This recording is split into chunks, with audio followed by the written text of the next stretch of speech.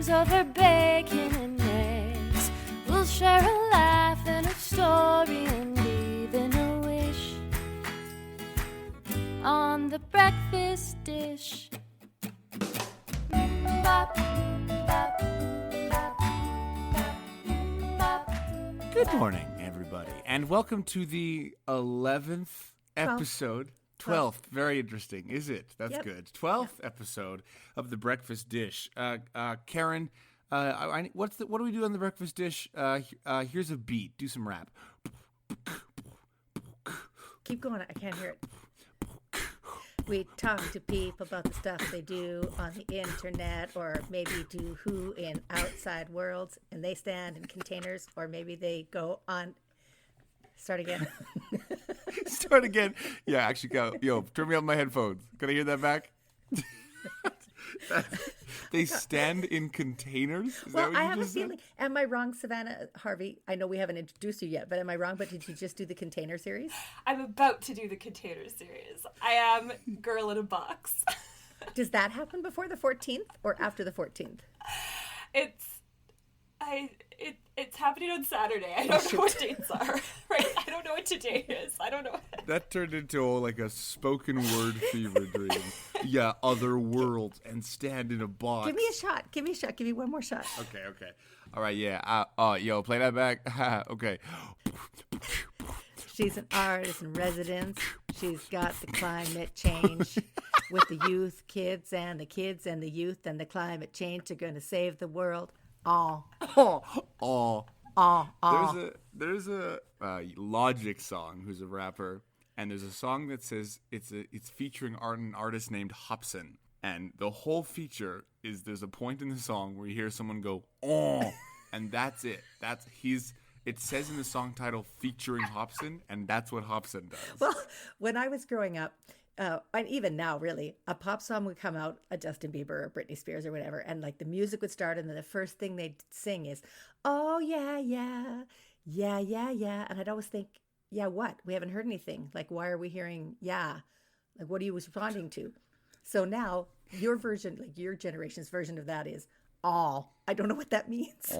Anyways, welcome to the Breakfast Dish, our new musical review podcast. Or not musical, music. Oh my God. Yeah. Les Mis was good. Moving on. Savanna Harvey is joining us today with maybe the most scattered intro we've ever done to date. Savanna, how are you? Scattered. Yeah, absolutely. We deserve that. That's absolutely fair. I don't know. This is the energy I bring to a room. This is 90% on me. Good. No. That's excellent. Right. You've actually tricked us. You've converted us. We, on this podcast, talk about, during these times of stay away from each other, art that is happening online or distanted or virtually or You look like you're in pain. Are orally. you wincing? I know. I was trying to remember. I was trying to remember that word, orally. Aurally. Yeah, that one. We need to make that distinction. And you have recently, Savanna, I'm just going to jump right in, Griff. I'm jumping right in. Do it, you crazy. You were recently the artist in residence for the Youth Climate Lab. Tell me I said that right. You did. That is 100% correct. Tell me, dear God. Okay, if you could describe your experience with that in 3 breakfast words, what would it be? What?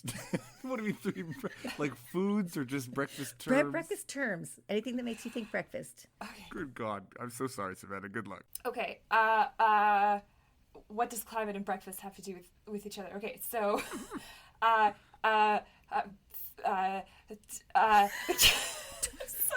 so glad we put me on a podcast. I'm clearly naturally articulate. That's right. No. All you're doing is we're just trying to beatbox for Karen again.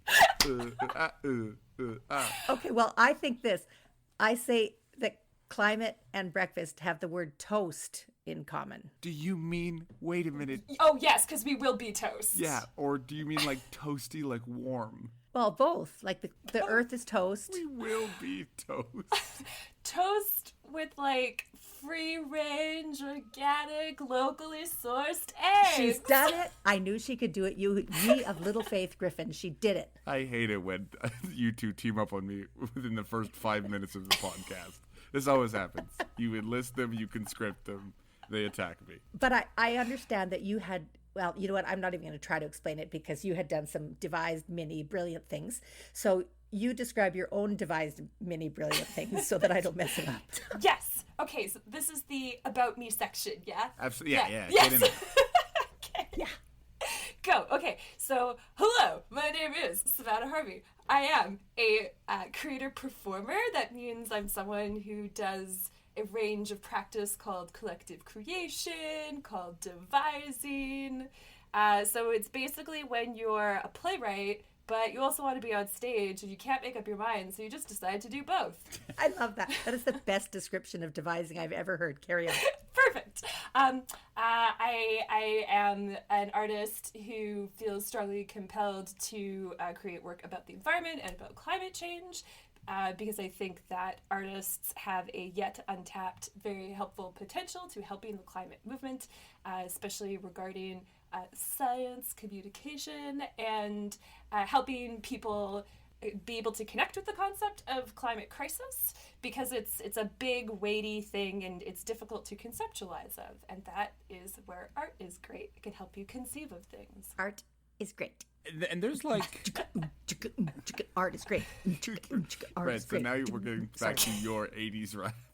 Boop, ba-ba-doop, boop, ba-dee, boop, boo.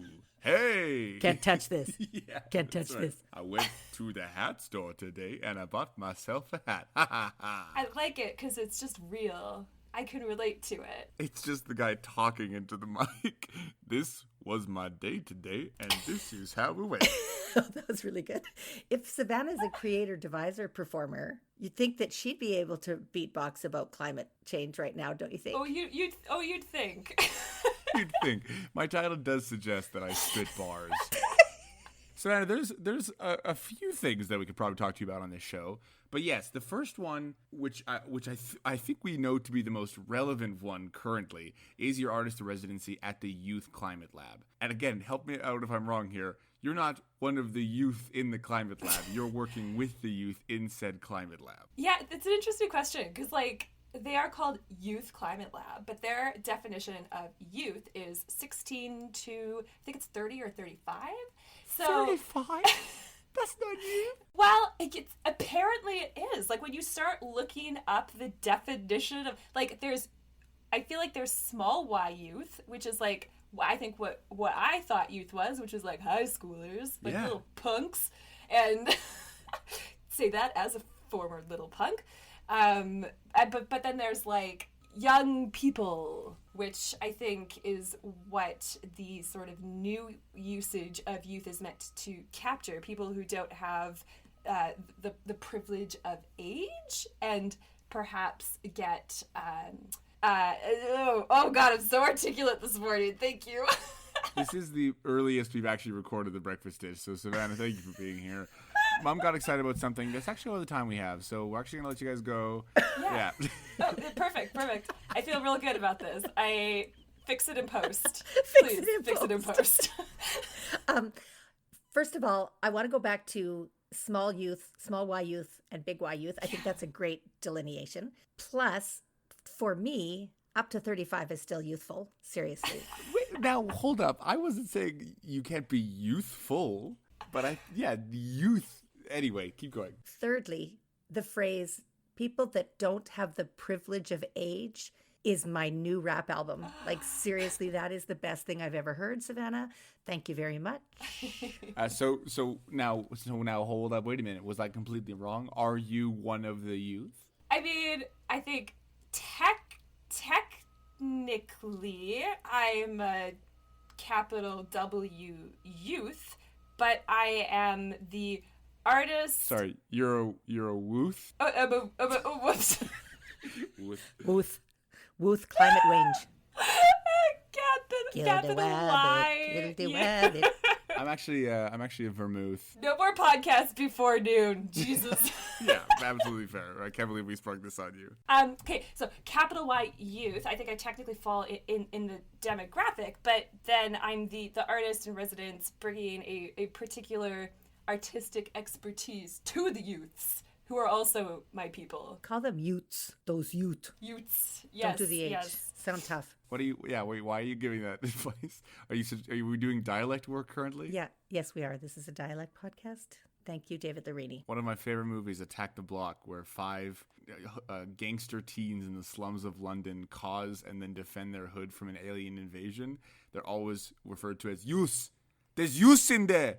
Anyway, we never have to talk about that I just did anymore. Okay, so you've told us a little bit about the Youth Climate Lab. You mentioned, I have to ask you about this. You mentioned that there's like a book club. Yeah, so it took us a while to figure out what we were doing, and then the thing that we settled on, again, perhaps the energy I bring to a room was like a little bit more complicated than it needed to be, but I think is exciting. So I think describing your energy as complicated is actually really great. It's so, who's she? That's so intriguing. She's basically human Stitch. Like, got it. So this is my first residency. So I'm like, what is a residency? What do I have to offer? So And it's in your own residence too. Yeah, that's the other kind of strange dynamic about this is I'm not actually like in residence in a physical location, which traditionally is a big part of the residency, is like being in residence somewhere so that you become a resident and you get to know the people and the culture of that community, and you can perhaps provide some insight into it, or tell its story, or whatever that looks like. And I'm just kind of alone in my room. But so I was thinking about like what sort of maybe we'll start here. So their sort of impetus for bringing in an artist in residence is because they want to introduce an arts methodology, or methodologies, if you will, to their programming and to the way that they approach their work, because they have two focuses. Foci? Sure. They have two foci right now. Okay. So they currently support youths in green entrepreneurship and in environmental policy making. So they're looking to kind of add a third component to that, which is an intersection of environmentalism and art. Great. So then they're like, well, maybe we should bring in an artist to help us figure out what that might look like. And then they brought in me through a program called Futures Forward, which is run by the International Center of Art for Social Change, which is a collaboration between Judith Marquise Projects and the Simon Fraser University. And so what have you guys been working on in terms of like, how do you, where have you been finding the intersectionalities between the two in terms of like the methodologies approaching climate work and arts work? Yeah, so I've been thinking of it two ways. The first is thinking of me specifically as the artist in residence. So thinking of, if we want to talk about creating process, I mean, the only process I can really impart is my own. Like, that's my area of expertise. So that was one component of how I designed the programming. Was, this is the way I do it. I'm happy to share it with you. Hopefully it's useful. That's the way all ideas and pedagogy and art should be shared. Just take what you want, leave the rest. Yeah. And so that's where this perhaps confusing notion of it's a combination between book club and drama camp comes in, because I feel like if I had to describe my practice, that's probably what it is. I see. I have a huge component of my artistic practice that is research-based. I read a lot of books. It's where I get all my best ideas from. Right. And then after I've kind of filled my brain with a lot of information, then I take that into a writing process and a devising process, and it's not source material per se, but it's material that informs what we're doing. Yeah. And what would you say in terms of a soon-to-be publicly viewable, what's our whole mandate? Socially distant, digital, online art. What can we expect to see from the Youth Climate Lab? Yeah, so there's the book club component, which is we've put together a list of books, and I was going to give a number that I was like, that's not my forte. Let's say books. How about books? There's a list of books. I want to say it's somewhere around 8. 8 feels like a good number. Several. We put together a list of several books, numerous books, more than 3. At least 4. No more than 20. Promise. Just some light reading. Yeah, so these are books that there's kind of 3 themes. I curated them around, and a lot of these books fall into multiple categories. They're not like harsh divides, but I wanted to look at the environment kind of from like a scientific or natural science perspective. I wanted to look at the ways that we conceive or think of nature and or our relationship to nature, and the kind of spiritual or cultural aspect of how we talk about nature, about climate action, about that sort of like tapping into something larger than ourselves that art is particularly good at, and that the climate movement could use more of as a way of getting fueling action. Right. So are you guys working on performances, or are you just working on like discussions? So we're designing process, Griffin. Ah, yes, of course. Which is about as artsy as you can get. That's for sure.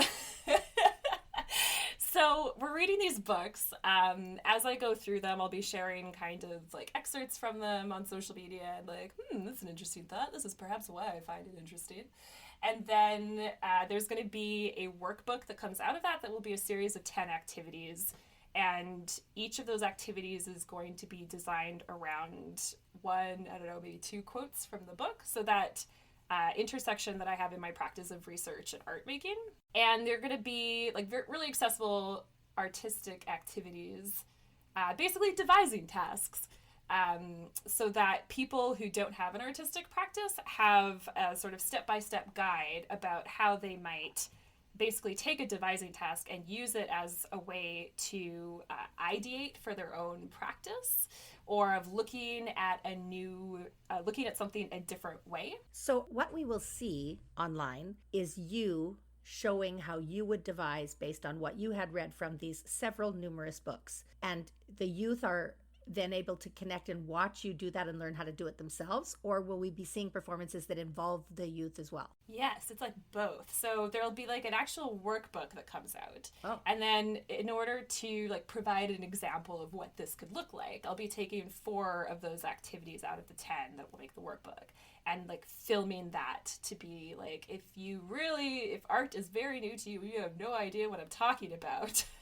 And you feel really lost, and you feel like an example would be helpful. This is how I went through the process, and this is what I came up with. That's and they're great. just going to be little, like 1 to 2 minute performances, like really low stakes. So let me get this straight. Your online or digital or socially distant art is not only making your own online, digitally, and socially distant art for people to watch, but you're also providing an instruction booklet on how other people can make their online or socially distant or digital art. See, we should interview you about me. You're so much better at it. That is exactly what it is.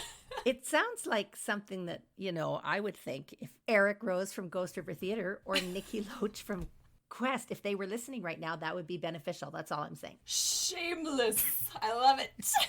Well, I you know what? I think they were lucky to bring you on because making climate-focused art is nothing new to you. For maybe as long as I've known you, you've been working on a wasteland. Yes, I have. The show. Yeah, not the poem. Not the The poem. show.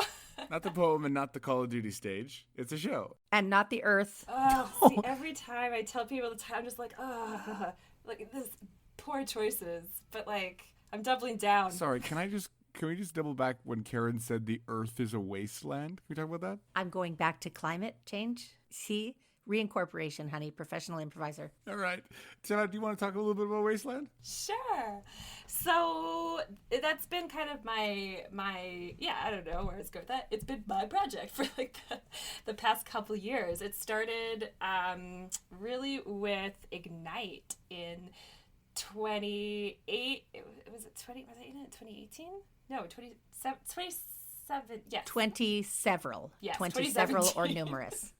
20, at least 4. Yes, I want to say 2017. It started 2017. I got spawned the Provocation series to make a garbage show about the apocalypse. And I was very fortunate. I was paired with Lindsay Zess as my mentor, who is now my artistic collaborator on the project, which is super lovely. So that's been a project that we've been working on and off ever since then, and have gotten to a point where we're not ready for production yet, but we will be by the time we open. But we're close enough that the project is, it's moving forward, and we'll be opening it in March of 2021. And am I right that it's with the Festival of Animated Objects? Correct. Right. Yes. Because when you say a garbage show, you're not talking about the quality. You're talking about the props in the set made entirely of garbage. Well, I mean, that's not for me to say. That's for the critics to say. But that's really the hope. Do you know yet if you're doing it in person? Are we at the stage yet where you're confirmed that you're doing it in person? So here's the interesting thing. The show is already very complicated because it is a immersive and interactive installation. So we're already doing a lot of analog user design and user interface work. Wait. 54, honey. 54, what does that mean? Okay. honey, Mike Wazowski, your paperwork. Analog? I don't know what analog is. Why are you from the Bronx? Why are you questioning it, Griffin?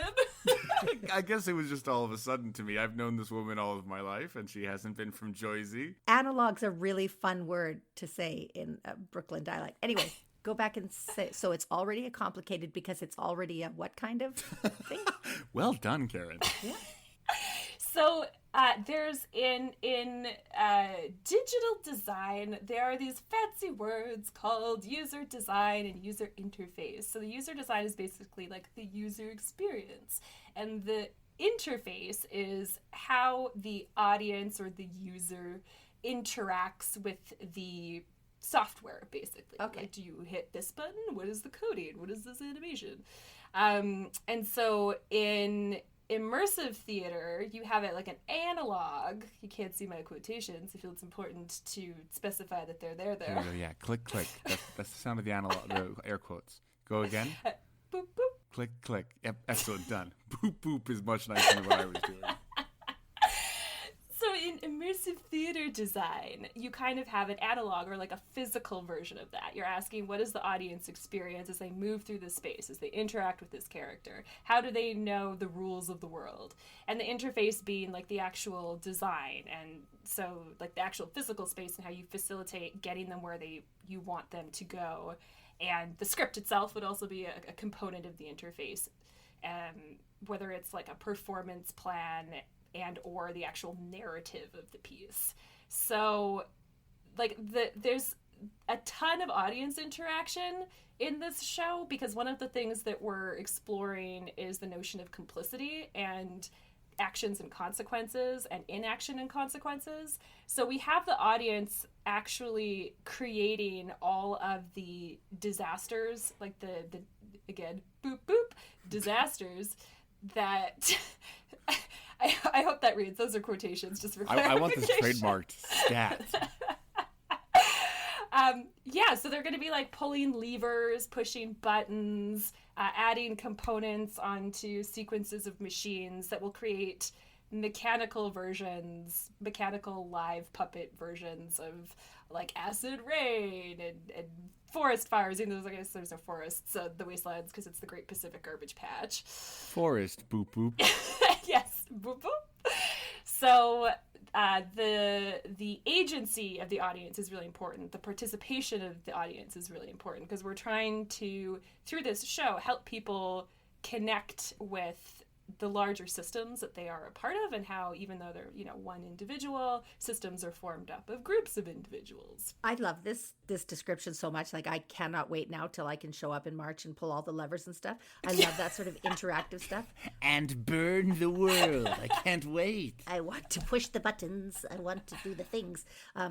But also, my mother would just love this. My mother, who you might know as a rabid theater goer who hasn't seen a theater play in 7 months and is going crazy. But that kind of just being so immersed in it without having to perform, right? Like she says, don't pull me on stage and make me improvise. But if I get to sort of steer the boat a little bit and decide where the thing's going. So it could sound like possibly, I don't know, that if Conrad Balow from Theatre of Consequence was to hear about this too, that wouldn't be a bad thing. Name one more. Blake Brooker from the Rodeo. Okay, yeah, that's an excellent, definitely, that's great. Claire Pruce, Downstage. Karen, are you opening an agency? Can I join? Can I be your first? Yeah, I was gonna say, Karen, are you sending this to all of them, or? Yeah, it's called the Agency of Karen. Just sends an email going, you should go see this thing. you Savanna, you have been doing a lot of online and digital and socially distant art, given our, as we like to call it on the Breakfast Desk, unprecedented times, which isn't right. I've changed to this age of stay away from each other. The age of stay away from each other, which is heartbreaking. Like there was a few things we could have brought you on the show for, because you ran the whole audience services McGill for the Calgary Fringe when they were like debating whether or not they were going to go online. You are the festival producer now. Now there's become full circle since 2017 or 20 at least for Ignite, which went online for the first time this year. Do you find, with all of your wealth of experience from all of your online and digital and socially distant art, that coming into something like the Youth Climate Lab, you feel like a lot more equipped, like you've already kind of obviously not figured out the new atmosphere, but you feel more confident in it? Yeah, I think one of the things I feel quite fortunate about in these unprecedented times is that I already have an interest in digital space and digital communities and digital transformation. It's something I'm nerdy about. So something I'm nerdy about is a great phrase. I'm just saying, my husband is looking for somebody digitally wonderful to figure out all this fancy stuff for his online D&D. Sidebar, if Kevin Cork from D&D D20 Initiative was listening to this, that wouldn't be a bad thing. I feel like I owe Karen commission already. Like I feel like I owe you 10%. We'll do podcast ads for you, but it'll be, I don't know, $100 a pop. Who knows? Okay, so you're feeling nerdy already about creating work in a digital space. Yeah, so like I really sympathize with performance artists who don't have an interest or don't have a digital literacy baseline that makes them feel comfortable or have an interest in going digital. Like I think that is tough, and I do think like one of the reasons I'm interested in digital performance is because it's similar, but it is different to live performance. And so I'm interested in that crossover, where the English class thing, the compare and contrast. I find that really interesting. And so I think that's probably why these traditionally, I guess, digital notions of user design and user interface kind of make it into my live theater work. But also, like, when the pandemic hit and we were already, like Lindsay and I were talking about how complicated this show is already, we pulled the plug early on having a digital option. We were like, if we find out 3 months from opening that we have to go digital, this will be a gong show. Whereas if we just choose to go digital now, we can build that in from the beginning. Because we both have a very strong dramaturgical practice. And so having whatever digital component, whatever that looks like, be a natural part of the world and fit within the story was really important to us. And navigating what audience participation that interacts with the physical world of the performer that is enacted by a remote audience is like, I just finished writing a digital strategy grant for that, because that's not going to be easy. I just have to say that there's a wonderful improviser in Toronto named Anand Rajaram, and if he were to hear about this right now, it wouldn't be a bad thing. He's just doing anyway. He's doing this great audience affects the digital. I don't know how to describe it. It's probably similar to what Savanna just said. I'm going to tag all these people in this post so they can all just listen to why I think they should hear it. Right. I feel like you're not just my agent, you're also my manager, so now I owe you 20%. Good God. No. Just everybody that wants to use Savanna's work, just use the coupon code The Breakfast Dish for at least 4% off. Thank you, sponsors. I was going to entirely switch topics because I was just thinking about more things that Savanna is nerdy about. And I know for a fact that you are nerdy about your space watch and maybe building a computer and or a robot. Can we talk about that for a second? I know very little about a space watch, and I want to know what makes it a space watch. Okay, and so The whole mood of this podcast has changed. yeah. I think in an alternate world, like, you know, that question where they're like, if you couldn't be an artist, what would you be? I think my answer would probably be something in the sciences. I think that art and science are actually really similar things, and so the next best thing to being an artist would be a scientist. I'm still asking questions. I'm still looking at the world around me. I'm still being like, why is it like this? Could it be different? Let's run a scenario. Yeah, you say you want to be in surprises doesn't make any sense when you call the script an analog creation tool. Guess who I'm going to say now that if they were listening, it wouldn't be a bad thing? Beakerhead. Yes. Nice. Okay, good. Yes, I love Beakerhead. Yeah, so I think maybe that's partly where that digital performance interest comes from, because it's kind of the mashup of art and science. Yeah, I'm a bit of a tinkerer. I would say I'm like in the category of an enthusiast around things. Like I just built my first desktop computer because you can do it. It's a thing people do, and I was like, I could probably do it. Let's try. Did you have all these parts already? Did you buy parts that you needed? Because something that my father does is he keeps, I think, every computer. Several.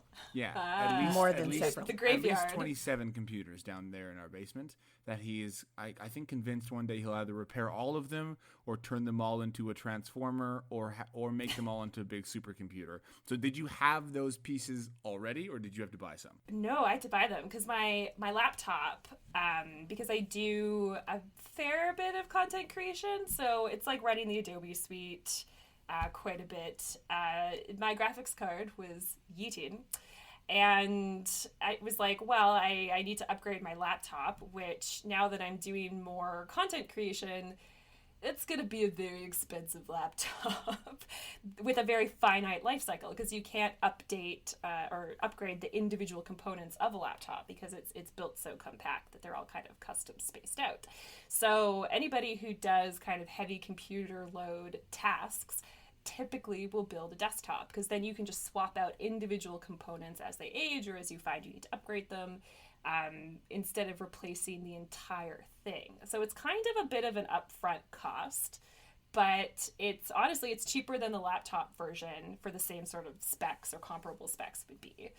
And then you don't have to upgrade components that don't need upgrading. You just upgrade the specific parts that are no longer keeping up their end of the bargain. You got it. They're not fulfilling their contract. Yes. Griffin, honey, Mommy wants to know why you haven't learned to build a computer yet. Moving on to your space watch. The space watch. Did I just become the favorite child? Yes.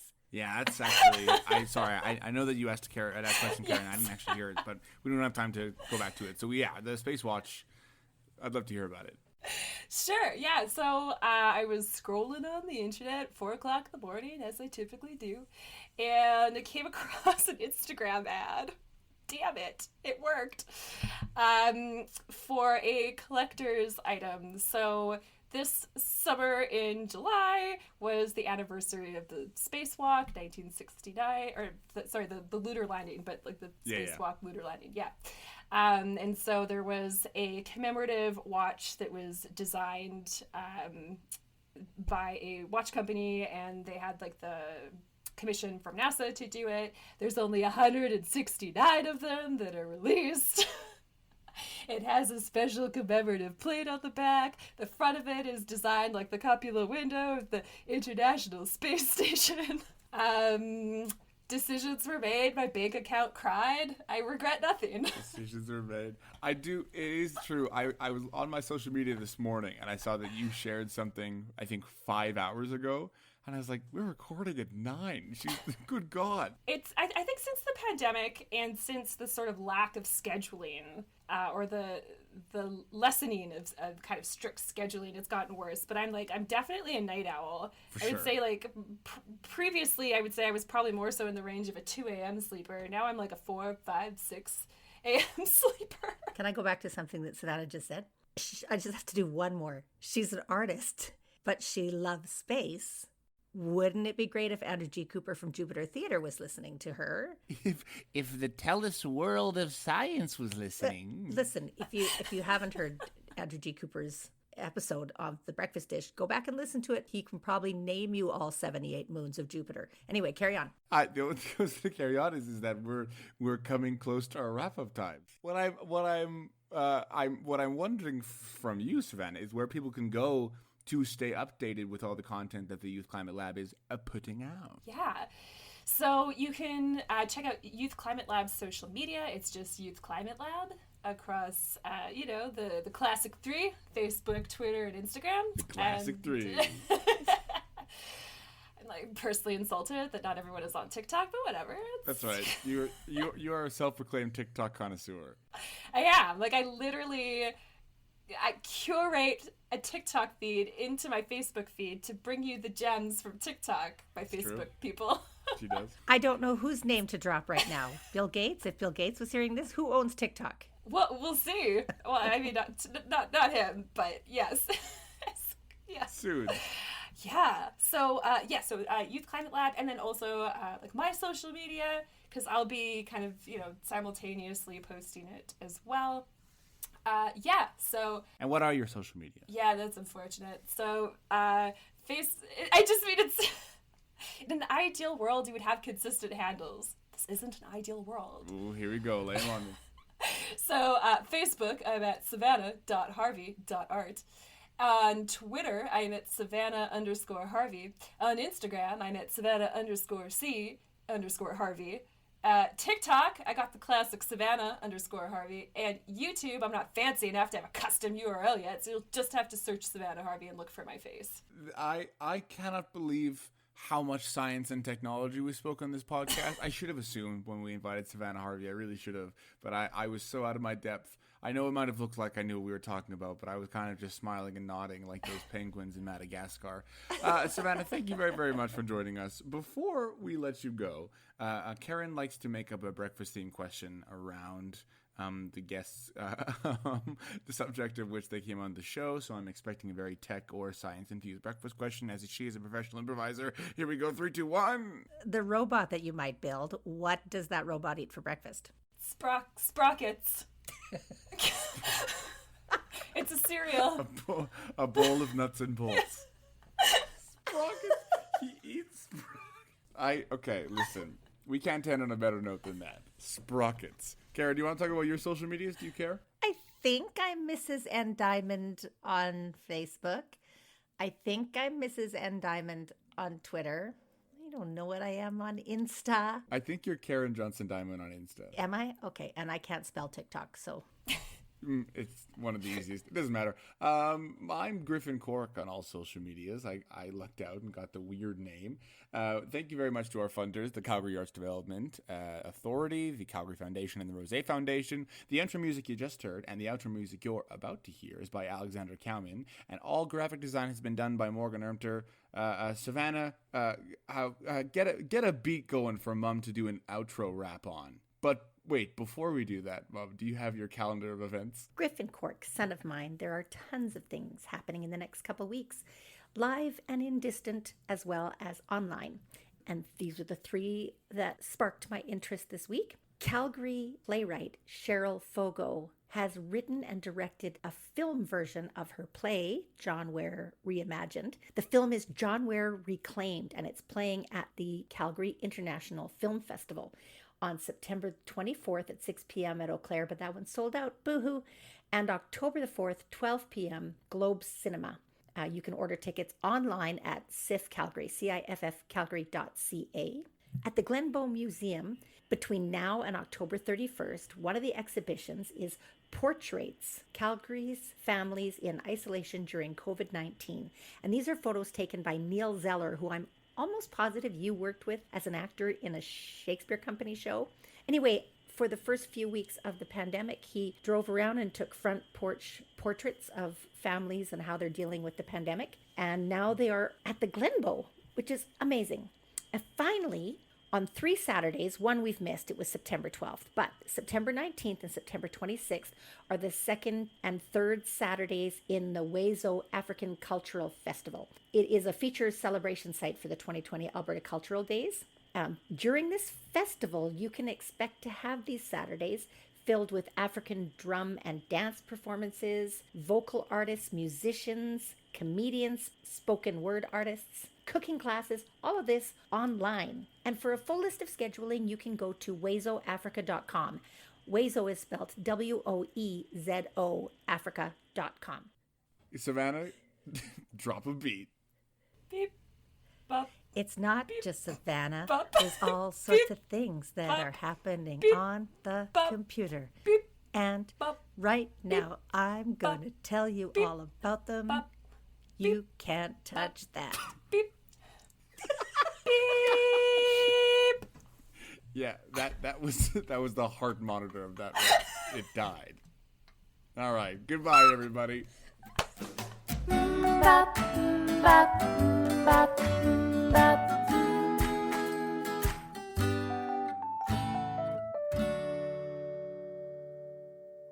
This has been The Breakfast Dish.